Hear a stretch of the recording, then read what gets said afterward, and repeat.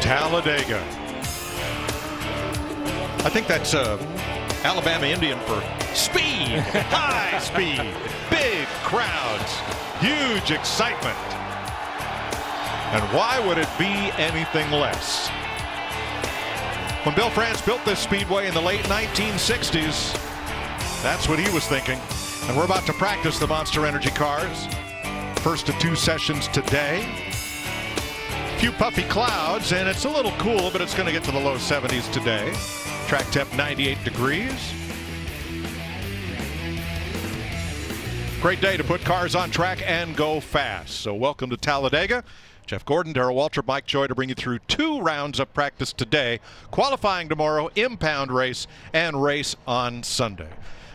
You were telling me on the ride, on the bumpy ride over here, thanks Jimbo, jeez, that on race morning, you wake up and you're already a nervous wreck here. It's just, this place just does that to you. It's the anticipation. I mean, we could sit here and watch this race run lap after lap with nothing happening, but things almost happen. And that almost happening is what gets you all excited, because you're just, I don't want to oversell this, but you're just waiting for the big one, because you know it's lying, you know it's out there.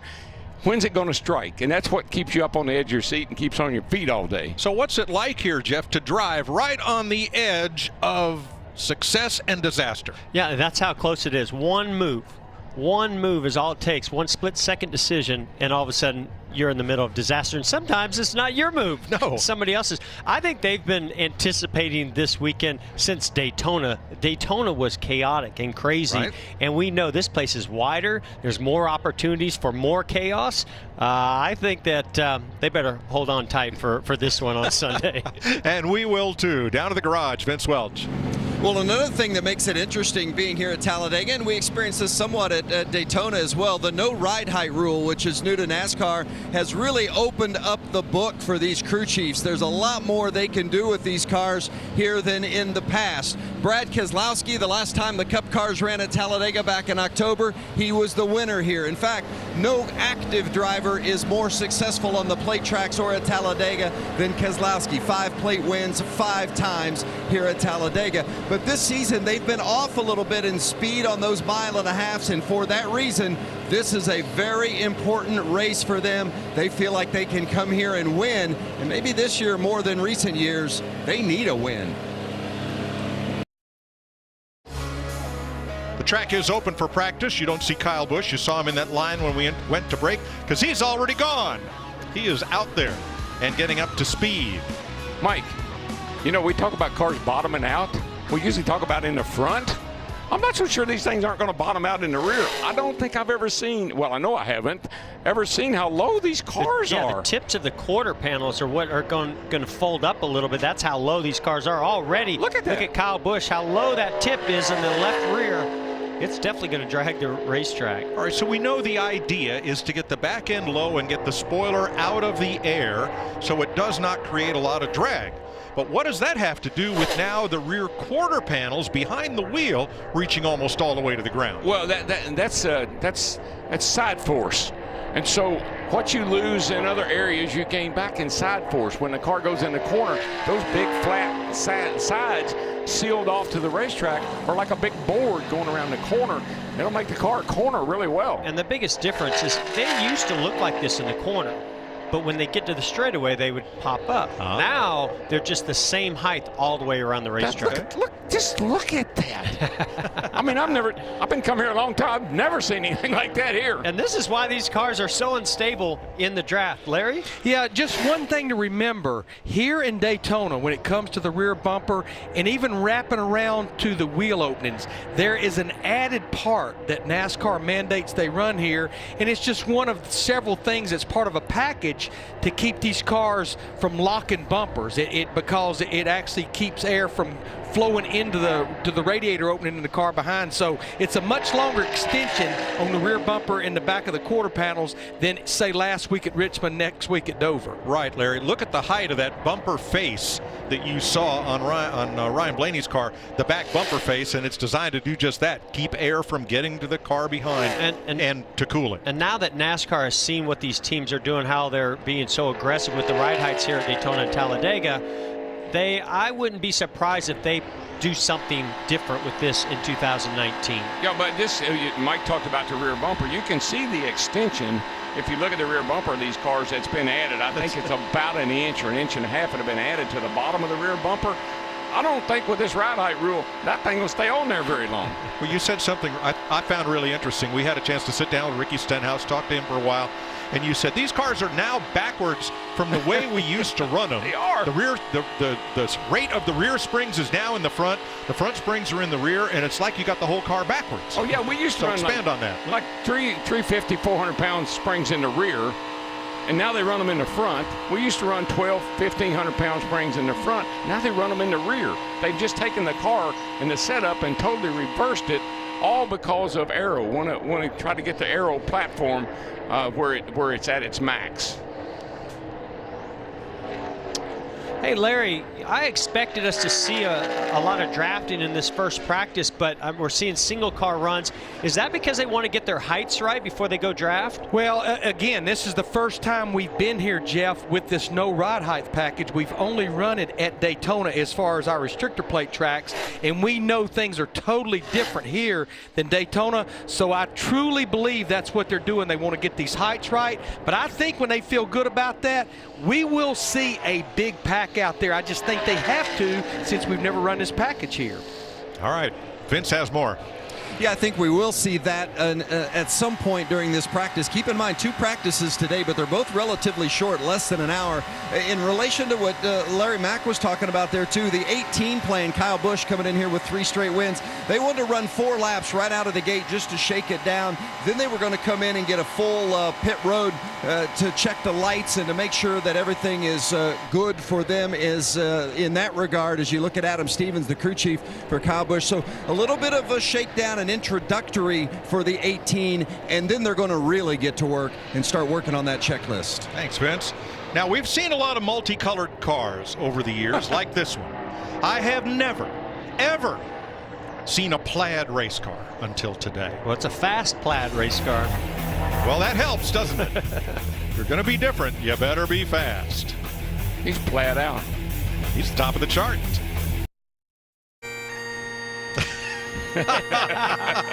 Cue the bagpipes. One thing about plaid, Hey, it's fast. That's one-way Rick right there. Truck driver.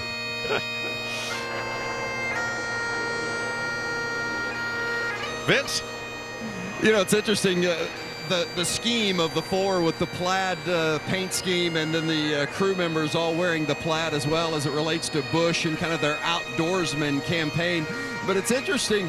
One of the crew guys said it's the first time in 20 years that I've come to the garage with my shirt untucked. But that's the look for this outfit, is to have the jeans on and the untucked shirt as the outdoorsman would wear his flannel. But he said it's been the weirdest thing having my shirt untucked. Now, Russell says flannel was created in the 17th century. That's the 1600s, to replace plain wool garments. All right, so much for sartorial splendor. Back to the track. Yeah, hey, we got a pack of cards here. Looks like you guys are hooking up and going to do a little drafting, which I like to see. Now the Childress cars at the front of this group, Jimmy Johnson. Now, Jimmy, we have usually seen just do lonely single car runs at Daytona and Talladega. Not here, not today. When it works, you do it. When it stops working, you stop doing it.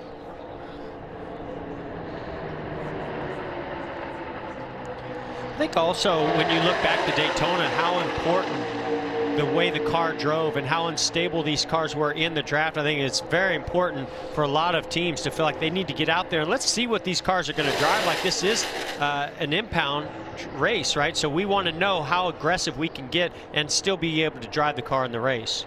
Finding that out right now. Now, top of the chart is Trevor Bayne, who certainly was in the headlines this week as Roush Fenway Racing announced that Matt Kenseth will join that team and will drive the 6 car in selected races. Bayne met with the media briefly today, and although he did not take questions, he said, Trevor Bayne said, "My health is 100%. My desire is still as it always has been. Come to the track every weekend, contend for wins, and be a driver at the top level in the Cup Series. Nothing there has changed. So he will still be in the 6 car. The schedule has not been announced, which races he will run, which races Matt Kenseth will run, as Matt returns to the track that gave him his Cup championship, brought him to prominence in the Cup Series. Roush, now Roush Fenway Racing. Mike, I think Jeff will agree. I've seen drivers, it's almost like a wake-up call. You think you're doing all you can do. You're doing the absolute best job you think you can do. Then you get something like what happened to Trevor Bayne this past week with Matt Kenseth coming over there to help drive that car some. That's a wake-up call. Okay, I got to step up my game. I don't know what I've got left in the tank, but whatever it is, I got to use it now to prove to these people that I'm not the problem, that we need to work on our cars. And Trevor Bayne's a fantastic young man, represents the sport, represents the sponsors very well. But if you have the opportunity to get Matt Kenseth to come over and help your organization get back to where they once were, you take it. I agree, Jeff. I mean, that's a no-brainer. He can come in. He's been on the outside looking in. And I think he and Mark Martin and Carl, Greg Biffle, all those guys, they still have a real affection for Jack Roush. If they could come over there and make a difference, and that's what a driver always wants to be able to do, go somewhere where I can make a difference. Matt Kenseth can make a difference in that operation. Here's a guy that makes a difference, riding on board there with Kyle Larson. Going to go to the back of this pack and see if he can't work his way forward, make some passes, see what kind of car he has. And to finish off the story of Matt Kenseth returning to Roush Fenway Racing, Mark Martin was very prominent in the announcement and in the events that led up to bringing Matt Kenseth back into the fold at the team where he started. And after all, it was Jack Roush that resurrected Mark Martin's career back in the day and brought him back to Cup racing with great success, coming oh so close to a championship. And Mike, I was really disappointed that Mark didn't get more credit for brokering that deal, because Jack loves Mark. Mark loves Jack. And I'm sure when Mark went to Jack and said, look, we can get Matt to come over here and help us. And I'm pretty sure Jack probably didn't know if that was a great idea or not, but Mark sold that deal. Mark Martin should get the majority of the credit for putting that deal together, in my opinion. I believe Kansas will be Matt's first race in the car. Trevor racing it here and at Dover and at selected races throughout the rest of this season. And a great opportunity for Trevor Bayne. We think about who's fast on the restrictor plate tracks. Roush Fenway Racing, Ricky Stenhouse Jr. and Trevor Bayne have shown a lot of speed. And look at the front row cars running right with Trevor Bayne. Those cars, their technology also comes out of Roush Fenway. So sometimes we neglect to mention that they are teammates in effect with the 6 and the 17. And all those cars are somewhat better this year, but they were so far behind. A little bit better doesn't show up that much. They got to get a lot better, and I believe they got a good future ahead of using Matt Kenseth and some of these other resources. When we went to break, it was four Chevys and a Ford in the Fast Five. Now the Toyotas have all gone out in a group, and well, it's all changed. Jones and Truex at the top, Suarez 4th, Kyle Busch 6th, Hamlin 7th. And that all changes this time around because Austin Dillon and Newman have put the Chevys back on top over 4 Toyotas. 202 miles per hour. We heard Jimmy Johnson talk about how fast they're drafting here at Talladega. That's fast. And that's a real fast. I remember coming here and trying to, we'd come here on a tire test and try to get a car that run 200 miles an hour. Do everything we knew how to do to get it to run 200 miles an hour. No, we didn't tow the car to the track that time. It was, or drive it to the track. Or didn't drive it either, and we didn't tie the doors closed with a belt. All right, boys, you've had 2 segments to think on this. Yeah. Who would you draft to be your driver this weekend if you could pick from anyone in the field? You want to go first, DW? Obviously not. No, but go ahead. Listen, do you know how old Joey Logano is? 27. 27 years old. He's a young man. And if I was building a team, or even for this weekend, he would be my choice. Joey Logano. Okay. Jeff? I tell you what, some people might not understand my logic here. I believe that Chase Elliott is ready to win, and I think that this is the place that he can get that first win. Larry Mack.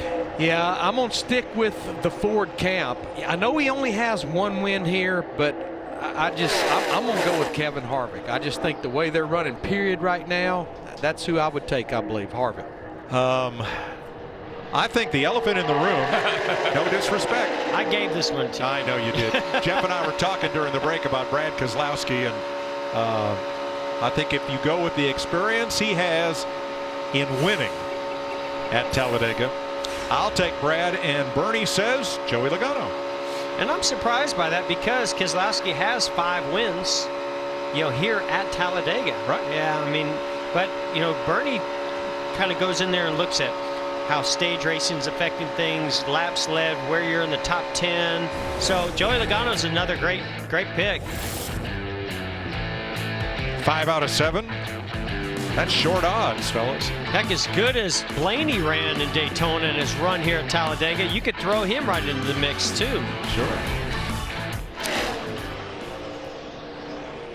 Brad, by far the winningest active driver here at Talladega. Vince? Well, and as you guys look at maybe the favorites, if you're looking for a dark horse, I wouldn't count out this guy, Michael McDowell, who had top 10 at Daytona. You got a little bit of drafting practice. You guys are done for this session, but how did the car feel in the draft compared to past trips here? The cars do drive a little bit different with the no ride height rule. They're moving around quite a bit, but Love Travel Stop roller bias Ford was pretty good, had good speed.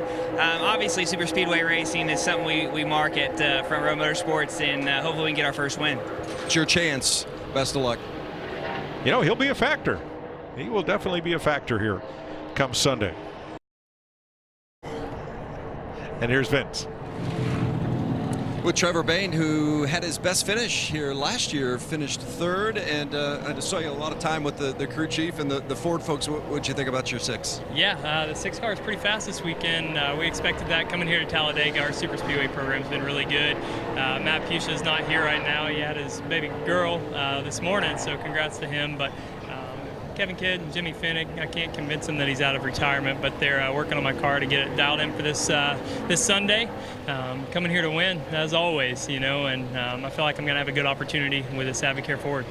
The big announcement at Roush this week involving Matt Kenseth coming back to the team, which certainly has been received with open arms from the NASCAR community, but maybe the person it affects in a negative manner could be you, because that means you get out of the seat for some of those races. How do you reconcile that move of Matt coming back to Roush with how it impacts you? Yeah, that's a tough question, and I don't have an answer for you right now. As much as I'd love to be able to talk to you about it, I'm just, I got to keep my eyes on what's immediately in front of me, and that's driving this race car and getting a win out of it this weekend. Is it tough to keep the right frame of mind coming into this weekend after the news this week? I'm a competitive person, and I want to be in the car every week. That's my desire, always been my desire. But what do you do? Well done. Thank you. Thanks, Trevor. See Jimmy Fennick there, a big part of that super speedway program and a big part of several championships there at Roush. Yep, he's been loving on those cars since Daytona in February. So from everything we hear, a lot of credit goes to that guy for their restrictor plate program. Jimmy's a smart guy, been around a long time, seen it all, done it all. Bobby Allison's crew chief back in the day. Matt Kenseth comes from up in Wisconsin. They're all buddies. They work close together through the years. Pretty good guy. Wouldn't mind having him on my team, shining on my car. I want to have him spread that love a little bit to some of those mile-and-a-half tracks too. and I like what Trevor said. No, the news does not impact him positively of Matt Kenseth coming in to run some races in the 6 car this year, but he is focused on the job at hand, and he's at a track where he knows he runs well, has a good chance to shine. That's what it's all about for Trevor this weekend. Yes, I agree.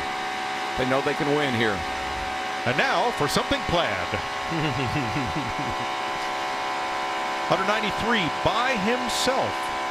For Kevin Harvick, and you hear that engine is wide open all the way around. These are such big, wide sweeping corners with the back of the car that far down, spoiler out of the air. You're just not losing much RPM or speed even through the corners.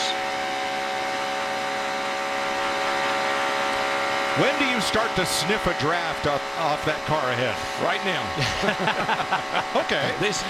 We always said if you can see them, you're getting a draft. If you can see a car in front of you, which is pretty hard to do here, you're getting some effect. It may not be the full effect, but you are going to get a little bit of help.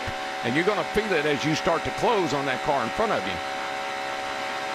You don't really start to feel it until you start to hear the RPMs creep up. Yeah. And that's probably about maybe 10, 12 car lengths. Yeah.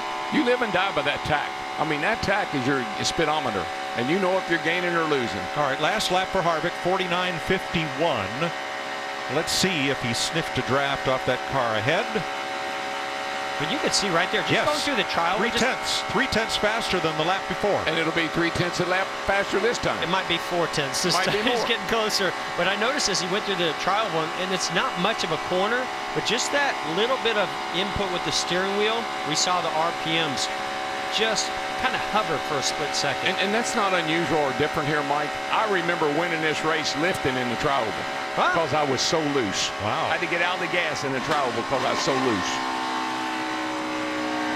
You can hear as he lifted off the throttle, that splitter hit the racetrack. That's what happens. That car, all the weight shifts. I think it's a rear bumper. With only a minute to go, Alex Bowman has run the most laps in this session. He's on his 29th lap right now.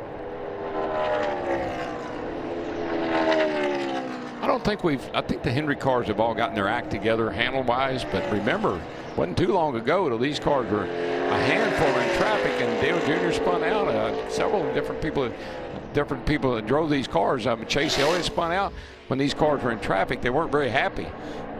I think when teams find speed in a car, they rarely want to take it out, right? The crew chiefs, I think, and the engineers try to factor in how much of that we have in qualifying do we need to pull out to race well. Well, here at Talladega, it's always been handling's no issue, handling's no issue.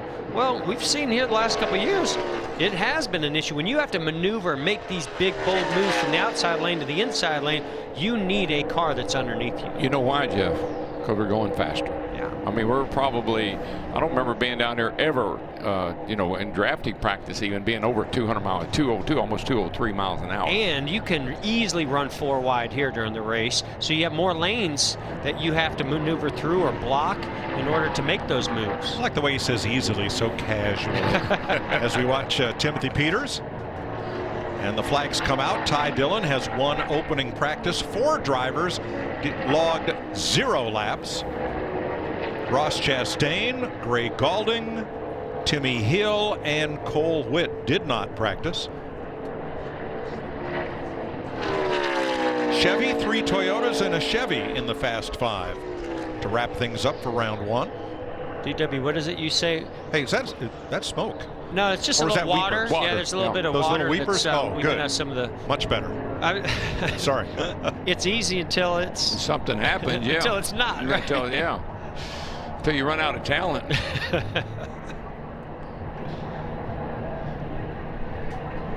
Sometimes your car will exceed your talent level. No, the Penske cars did not show speed in this practice. We just saw Blaney going back to the garage. Logano 22nd, Keselowski 23rd, and Blaney 25th. Very deep in the field. There you see those weepers down at the bottom of the racing surface. Something that did not go unnoticed during this practice. Entrance to pit road is so wet I couldn't get you one on entrance. It's just too slick. Joey, can you let whoever's in the spotter stand know how wet the entrance to pit road is? Maybe they can help us out for that for the next practice. 7-4. Yeah, part of practice is not just going out on track and getting your heights right and see what kind of car speed or handling your car has. It's also about attacking pit road to get a sense of, are your heights right for that? Is the brake bounce right? Where's my mark? You can't do that as long as that entry is wet like that. You see where that groundwater is coming from, down at the bottom of the banking. You're going to have to dig up the state of Alabama to address that, I'm afraid. Yeah, I'm afraid you're right. Xfinity final practice is next, and then we'll be back at 2:30 Eastern Time with Cup final practice. And the ARCA Talladega race is here on FS1 today at 6 p.m.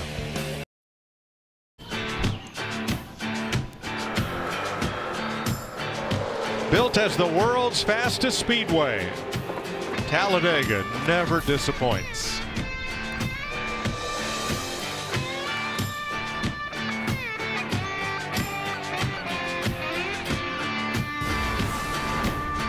The infield's filling up, and soon the track will be busy with final practice for the Monster Energy cars. Temperatures climbed up just into the 70s on a beautiful spring Friday. Track temp up to 103 with a lot of sunshine. Well, we've had one round of practice and a good bit of drafting. We got to see who's fast. We got to see who needs to do a little work. Now what? Final practice. I think Jeff will agree with me.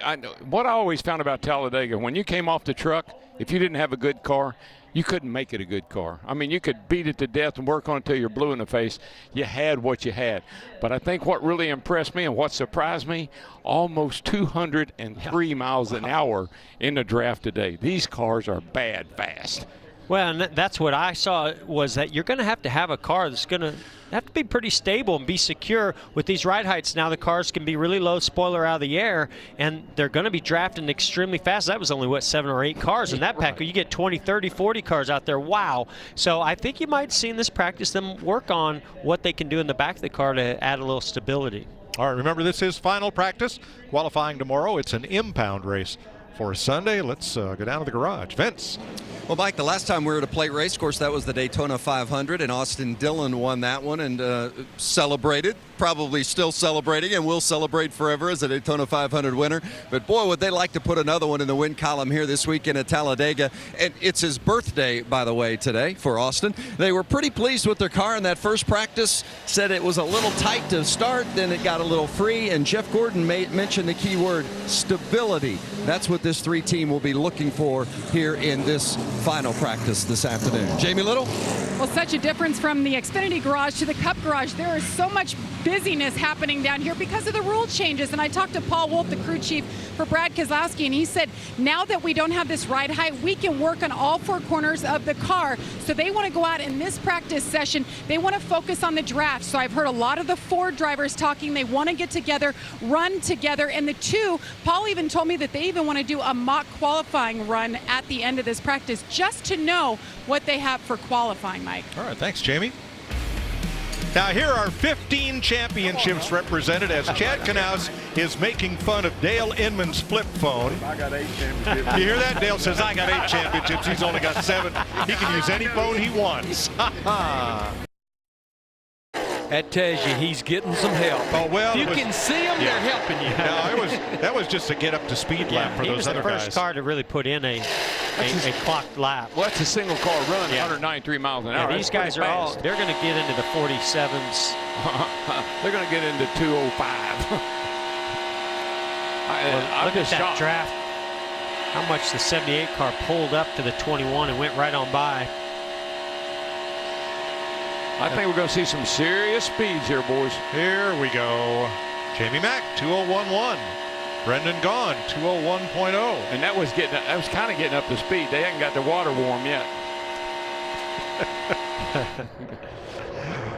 Don't get into sitting on a hot stove. No. Like you described this place last week, okay? That's what my dad always said. Son, you didn't run long enough. Get your water hot. Okay.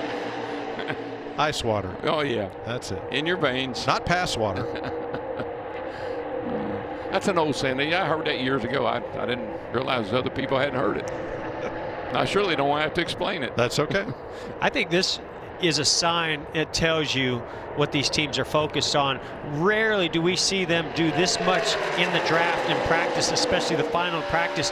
But Daytona was an eye-opener for so many teams on how bad these cars handled. And now they're out there in the pack trying to get the handling going. Holy moly, look at that. 203. And that's one of the reasons why when you're having to draft and be nose to tail inches away from one another at 203 plus miles per hour.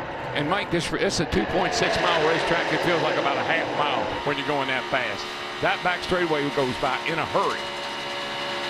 I think they'll be quicker yet. I wasn't kidding when I said we might see 205. I love that shot. Look at the sparks coming off the 17 of Stenhouse to the front fascia of the 4 car of Kevin Harvick. Pretty cool.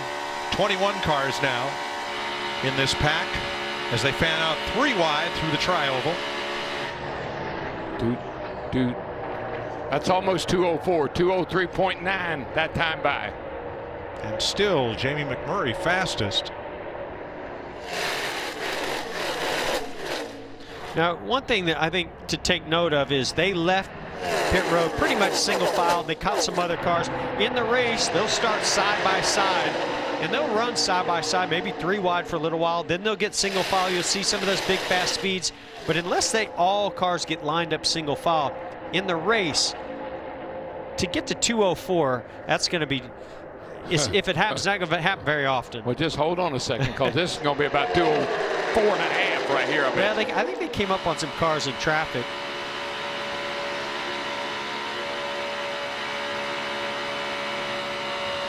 They just pretty much settled in right here to 203.9. That's right on the edge of 204, obviously.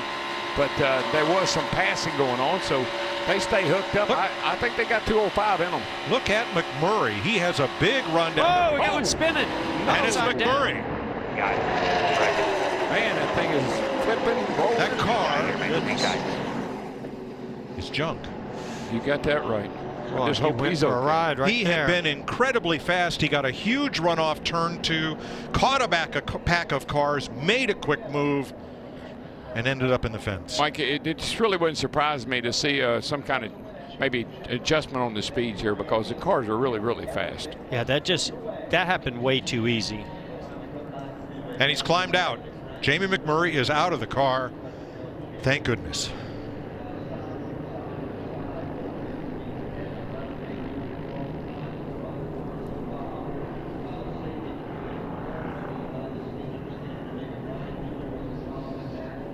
Crew members are all, you know, standing around at 13, one of our faster cars. There's McMurray out of the car. All right, let's see what happened here, as McMurray had a big run coming off 2. See the 31 of Newman with a pretty good run. No, he maybe cut a tire. Something happened to that car. It just went around all by itself on the straightaway. And see, what really sent that car over was when Newman hit him on the left side, it lifted the right side up and caught air. Yeah. And look at that car come apart against the fence. It just disintegrates. I mean, everything did its job of what it's designed to do. The fence kept the car on the racetrack. Car stayed intact. Watch this car now. It's gonna turn all by itself right there. Oh, the left rear. The left rear tire. Yeah.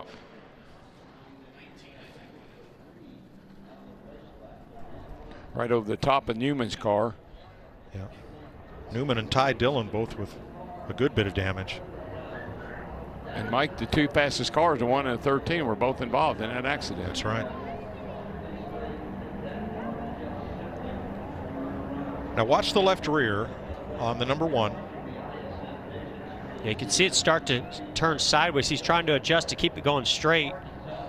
But once he turns back to the right, the back end just has no grip to keep it going in a straight line. Now see, I think the car's fine. Started to lift a tiny bit, and then contact from the 31. Yeah. When that right side started to come up just that little wee bit, and then the 31 hit him in the left side, it just flipped him over. But I think that's what NASCAR is going to be looking at, is that right side came up a tiny bit and caught a little air, even just before the 31 made contact. And that goes back to what you were saying, DW, about how fast these cars are right now. They're just blazingly fast. Ty Dillon. Keep going middle, check up below. Looks like he checked up, got hit from behind. Yep. Who's that rolling back there, Ty? He flipped it, car just torn up. Get it back. Ty had done our Fox Procast, was happy he had won the first practice session. Pretty now amazing that car's from our visor camera. Well, thank goodness, look, there's safer barriers right there. He kind of goes above them a little bit, but nonetheless, safer barrier there in this situation. And a lot of reinforcing in that catch fence to keep that car contained and on the track surface, and all of that infield area has now been paved. This is riding for Kevin Harvick. You could almost see that left rear starting to go a little bit low right there. We got a wreck behind you, one down the road. Big wreck, flipping. You know, the thing that's scary as a driver in that situation, you just don't know when it's going to stop rolling. You're just holding on tight. you don't want to feel one of those big impacts, which it didn't seem like he did, but it just kept going over and over. Yeah, I know Harvick wasn't in it, but his spotter sure was calm and cool. Well, and the best news, Mike, is to see Jamie McMurray walk out of the care center after that incident. What's going through your mind at over 200 mile an hour when you realize there's a problem? Well, I think I blew a left rear tire out, and you know, when you're going that fast and you get turned sideways, you kind of know someone's going to hit you. But it's crazy like how quiet the car gets. And I've been racing forever, and I've never done the roll like that before. And I just kept my eyes closed. I'm not gonna lie, because I didn't really want to see what was gonna happen. I opened my eyes a couple of times, but you can't tell what's up, and you can't really tell where to brace yourself. And I just, in my mind, was like, I just hope it lands on the upright so that I can get out. That's a huge fear, I feel like, as a driver, is to have the car land upside down and be on fire, because you're so disoriented trying to get out upside down. That's hard, and so I was just thankful that it landed right side up. You just saw the replay for the first time. As you watched the replay, what's going through your mind? I mean, just kind of watching how many times it's tumbling, right? You just, I think as a you know, a race car driver, those are the worst positions to get put in. When you blow a right front tire and you see the wall coming, you kind of know how those impacts are going to be. You know how to brace yourself. When it's tumbling, you can't tell where the impact's going to come from. You also don't know when it stops, is there going to be more cars coming? I don't know how many cars were out there, but I felt like we had a bigger draft than normal. So I mean, there's just a lot of unknowns. Thanks, Jamie. Glad you're okay. Mike. Well, and as we said for Jamie, it was great to see Jamie walk out, and the same said for Ryan. What can you do in that situation? Anything?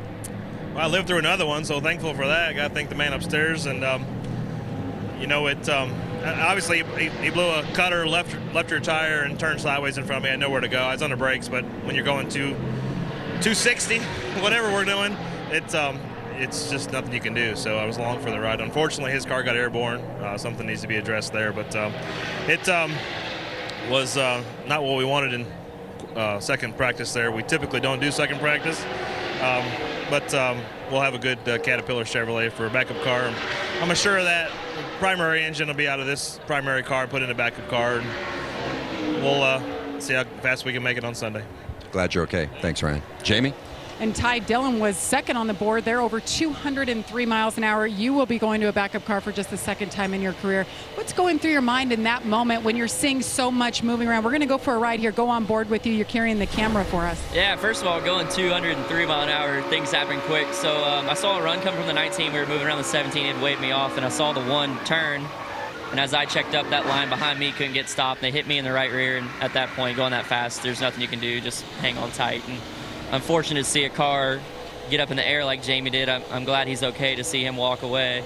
You can see me leading that pack, and the 19 just hit me in the right rear there. Thought I had it saved, and then I just couldn't hold on to it. So we're running so much skew, and the way that NASCAR's opened up the rules to be able to get the cars so low, everybody's pushing the limits, and I think they cut a tire.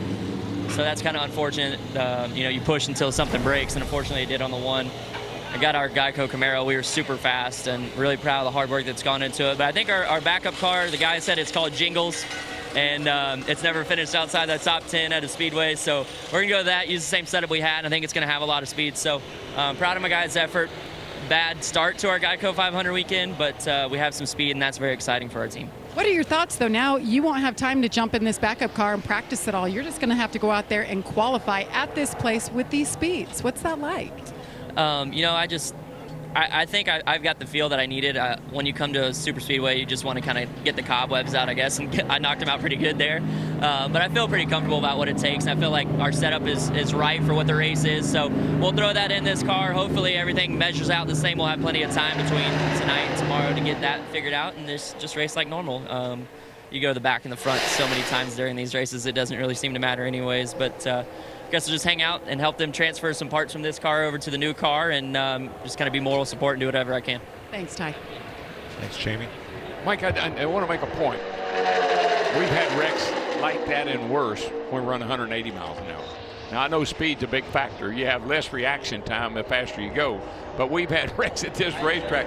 You can't stop a car at 180 miles an hour. You can't stop a car at 203 miles an hour. That's a fact of life. So it's not like this is unusual, but the speeds are a factor. Said his backup car is Jingles. Have you ever heard that name? Was it Mr. Bojangles? Well, no, that was Bojangles. Oh, Jangles. When I was a kid, that guy. Saturday morning TV, Wild Bill Hickok, his sidekick was Jingles Jones, played by Andy Devine, the guy with the big, high, squeaky voice. Well, wait, you remember stuff when you were a kid. I don't remember what we had for lunch, but, you know. Guys, we talked about Jamie McMurray, possibly a left rear tire. That was Greg Stucker, one of the lead engineers with Goodyear, that was talking to Jamie. And, you know, I know they've made a little bit of a construction change with the right side tire, but this is the same left side tire that we've been racing here since October of 2014. So I'm sure Greg's just trying to get to the bottom about what Jamie felt with that tire. And Larry, I mean, I know with no ride height rule, and we see how low these cars are in the back, I think that's one of the things that teams are probably looking at and being sure they have enough clearance on the quarter panels, up into wheel wells and everywhere else for this tire to be at these heights that we're running at. So that might have been something that rubbed a hole in that tire or caused it to go down. Well, and I think you bring up a really good point, DW. And the thing is, McMurray fastest on her time chart. I mean, that is by far 46.94. That's faster than they've gone. So you know when you're going faster, it's going to travel even further. And I wouldn't be surprised on a little bit low air pressure. Wasn't out there for very long. That sidewall was flexing. Car was down. Probably rubbed through that sidewall if I had to guess. Agree. Kevin Harvick hopping out after his final run, 49.59. Now, two of his Stewart-Haas teammates had a quicker mock qualifying run. Kurt Busch 48.91, and Eric Almirola leads all drivers at 48.79 as far as mock qualifying speed. That is fast by yourself. And especially since you have to qualify in race team. This is a race trim. Right. This is an impound race. This is puppies playing. How do you know? Now who let the dogs out?